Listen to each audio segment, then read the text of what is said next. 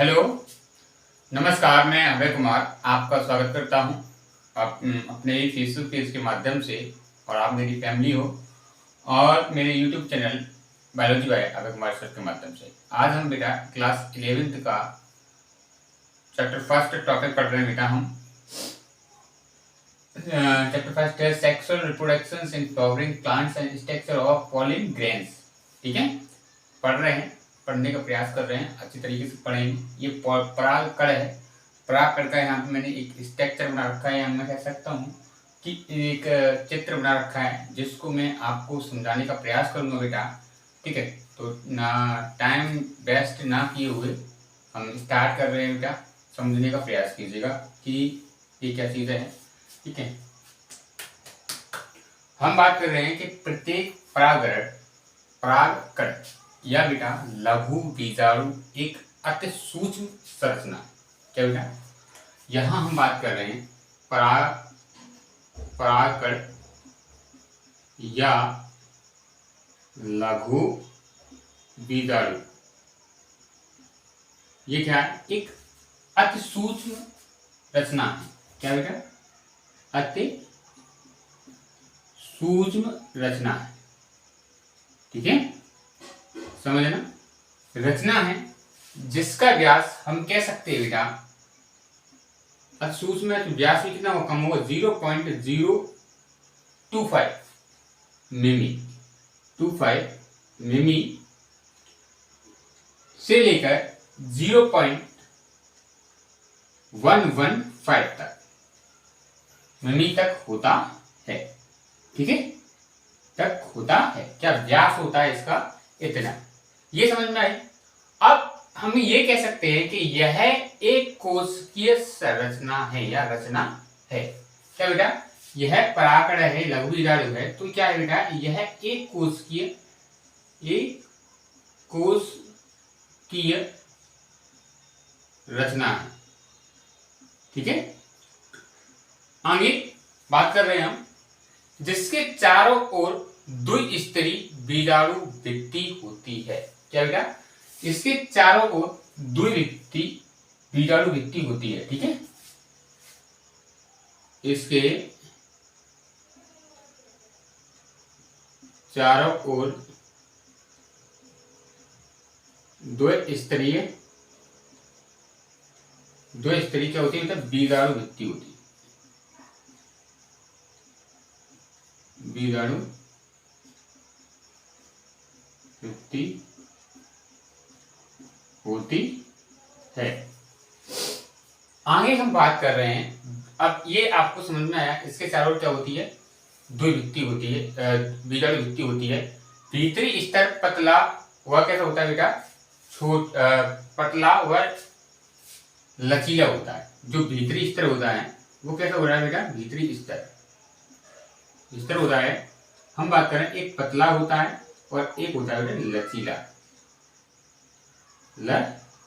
स्तर। ठीक है, लचीला होता है और इसे ही हम क्या कहते हैं बेटा? अंतःचूल कहते हैं। क्या बोलते हैं बेटा? अंतःचूल कहते हैं। क्या? अंतःचूल कहते हैं। ये वाले भाग है, इसे ही हम कह रहे हैं ये पतला और लचीला होता है, और इसे ही बेटा हम क्या बोल रहे हैं बेटा? अंतःचूल कहते हैं। ठीक है, इसे ही हम क्या कह रहे हैं बेटा? अंतःचूल कहते हैं। अंतःचूल कहते हैं। आपको समझ में आया? अब इसके अलावा हम आगे पढ़ते हैं। बाह्य स्तर इनका जो होता है वो क्या होता है बेटा? मोटा होता है। बाह्य स्तर कैसा होता है? मोटा होता है। ठीक है, बाह्य स्तर कैसा होता है बेटा? मोटा होता है। दृढ़ भंगुर या क्यूटिकल युक्त होता है। मोटा कह सकते, मोटा होता है। दृढ़ मतलब हम कह सकते कठोर होता है। ठीक है, दृढ़ होता है। और कैसा होता है बेटा? भंगुर और कैसा होता है बेटा? हम कहते हैं क्यूटिकल युक्त। कैसा बेटा? क्यूटिन युक्त। क्या होता है इसका बाह्य स्तर मोटा, दृढ़, भंगुर और क्यूटिन युक्त होता है। और इसे ही बेटा हम क्या कहते हैं बेटा, बाह्य चोल कहते हैं। ये वाला जो स्तर है वो उसकी बात कर रहे हैं, ठीक है। इसे ही हम क्या कहते हैं बेटा, बाह्य स्तर कहते हैं, बाह्य स्तर कहते हैं या बाह्य चोल कहते हैं। क्या कहते हैं, बाह्य चोल कहते हैं, ठीक है। बाह्य स्तर या हम कह सकते हैं बाह्य चोल कहते हैं। क्या कहते हैं, बाह्य चोल, चोल कहते हैं। आगे हम बात कर रहे हैं बाह्य चोल कहते हैं। इसके अलावा बाह्य चोल विभिन्न रूपों में होता है। ये वाला, ये जो चीज है, मतलब ये जो टॉपिक है, ये जो लेयर है, ये क्या विभिन्न रूपों में मिलती है। विभिन्न रूपों में मतलब हम कह सकते हैं मस्सेदार। क्या बेटा, मस्सेदार, ठीक है, इसमें भी आपको मिल जाएगी। प्लस सूल में, सूल में, प्लस हम कह सकते हैं बेटा जालिका रूपी भी होता है। कैसे बेटा, जालिका रूपी भी होता है, रूपी भी होता है। समझ में आ रहा होगा, आशा कर रहा हूं। ये सारा जो मैंने यहाँ पे लिखने का प्रयास किया वह आपको समझ में आ रहा है। कभी कभी यह चिकना भी होता है। कैसा होता है, यह जो स्तर होता है ये कैसा होता है, चिकना भी होता है, चिकना भी होता है, ठीक है, चिकना भी होता है। बाह्य चोल पर एक या एक से अधिक वृत्ताकार, एक या एक से अधिक वृत्ताकार क्या होते हैं बेटा, धब्बे से होते हैं, जिनको हम जो बाह्य चोल है, ठीक है, बाह्य चोल पर क्या होता है बेटा, ये जो आपको दिख रहा है ये क्या वृत्ताकार, ठीक है, ये धब्बे के आकार के क्या होते हैं, इन्हें ही हम क्या बोलते हैं बेटा, जनन क्षेत्र कहते हैं। या हम बोल सकते हैं क्या बोल सकते हैं बेटा, इनको ही हम क्या बोल सकते हैं, कह सकते हैं इनको ही हम क्या बोल सकते हैं, जनन क्षेत्र कहते हैं, ठीक है। इनको हम क्या कहते हैं, कभी कभी ये चिकना होता है और बाह्य चोल पर क्या होता है बेटा, छोटे छोटे छिद्र होते हैं, उन्हें ही हम हृदय या धब्बे होते हैं, इनको ही हम क्या कहते हैं, जनन क्षेत्र कहते हैं, ठीक है। बाह्य चोल पर क्या बेटा, एक या एक से अधिक वृत्ताकार धब्बे होते हैं, एक या एक से अधिक वृत्ताकार धब्बे होते हैं, वृत्ताकार धब्बे होते हैं, ठीक है, धब्बे होते हैं। इन्हें क्या कर सकते हैं बेटा, इनको ही हम क्या बोलते हैं बेटा, जनन क्षेत्र या जर्म पोर्स कहते हैं, ठीक है, जनन क्षेत्र कहते हैं, जनन क्षेत्र कहते हैं। आशा कर रहा हूं कि आपको ये टॉपिक मैंने लिखाया है वो आपको समझ में आ रहा होगा अच्छी तरीके से। फिर हम बात कर रहे हैं बेटा, आगे मैं बात कर रहा हूं किसकी, वो आप समझ लो। मैं कह रहा हूं कि जो परागकण या जो लघु बीजाणु हैं, ठीक है, ये अंकुरण करने पर एक पराग नलिका है जिसे पॉलन ट्यूब बोलते हैं बेटा, इन्हीं छिद्रों द्वारा क्या होती है बेटा, बाहर निकलती है। इन्हीं छिद्रों द्वारा क्या बेटा, बाहर निकलती है, क्या, पराग नलिका, ठीक है। जनन छिद्रों द्वारा क्या निकलती है बेटा, बाहर निकलती है पराग नलिका।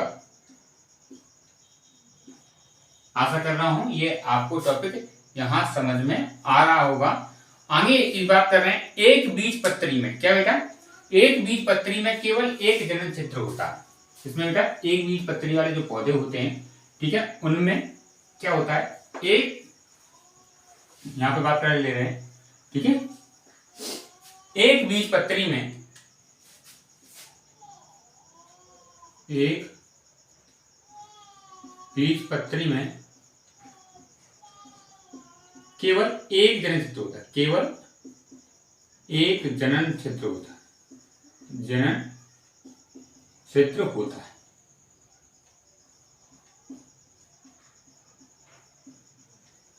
एक जनन क्षेत्र होता है, ठीक है। जबकि रेननकुलस में 15 से 30, ठीक है, रेननकुलस में 15 से 30 जनन क्षेत्र होते हैं, कितने, 15 से 30 जनन छिद्र होते हैं। ठीक है, ये आपको समझ में आया होगा, आशा कर रहा हूं, और आपको दिख भी रहा होगा। मैं एक बार चेक कर लेता हूं आपको दिख रहा है नहीं दिख रहा है। हाँ, आपको ये दिख भी रहा है। तो इसमें कभी कभी जनन छिद्रों पर स्पष्ट ढक्कन के समान रचना होती है। क्या बेटा? जनन छिद्रों पर स्पष्ट ढक्कन के समान रचना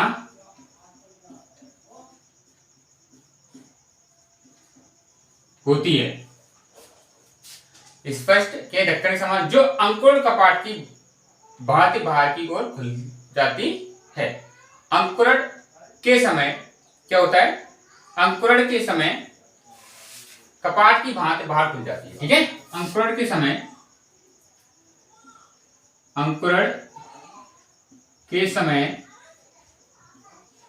कपाट की भांति बाहर क्या हो जाती है? बाहर खुल जाती है। आशा कर रहा हूं ये सारा कुछ आपको समझ में आ रहा होगा। अगुणित लघु वीर्याणु या पराकरण नर युग्मोद्भिद, ठीक है, नर युग्मकोद्भिद की प्रारंभिक अवस्था को प्रदर्शित करता है। क्या कर रहा है बेटा? यह अगुणित लघु वीर्याणु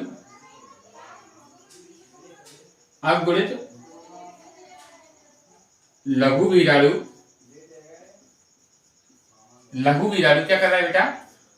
परागकण या नर युग्मोद्भिद की, ठीक है, परागकण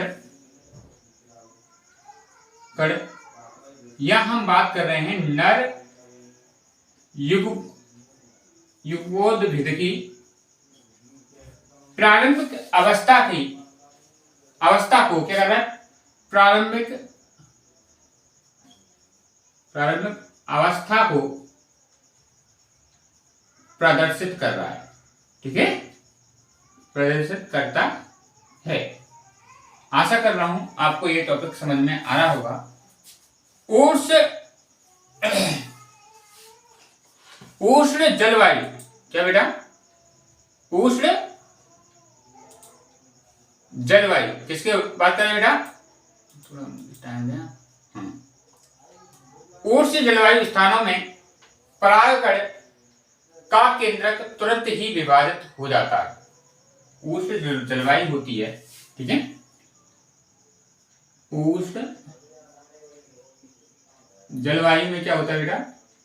जो परागकण का केंद्र तुरंत क्या हो जाता है बेटा? विभाजित हो जाता है, या हम कह सकते हैं विभाजित, या हम कह सकते हैं बेटा क्या कह सकते हैं? डिवाइडेड हो जाता है। किंतु शीत जलवायु की बात कर रहे हैं, जो ठंडे प्रदेशों में होती है, वाले स्थानों में यह कुछ समय तक विश्राम अवस्था में रहते हैं, या हम कह सकते हैं ये जो केंद्र परागकण है वो क्या शुष्क अवस्था में रहते हैं। रहने के बाद क्या करते हैं? ये विभाजन करते हैं। तो आपको ये टॉपिक समझ में आया होगा, आशा कर रहा हूं। इसके अलावा मैं आपको और इसमें 2-4 पॉइंट रहेंगे वो और बता दूं। ठीक है, आगे हम बात कर रहे हैं परागकण के बाह्य चोल में स्पोरोपोलिन नामक पॉलीसेकेराइड होता है। क्या? बाह्य चोल में, परागकण के बाह्य चोल में क्या होता है बेटा? स्पोरोपोलिन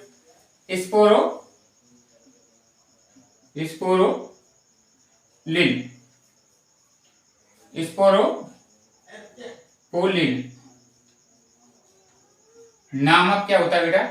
पॉलीसेकेराइड होता है, नामक पॉलीसेकेराइड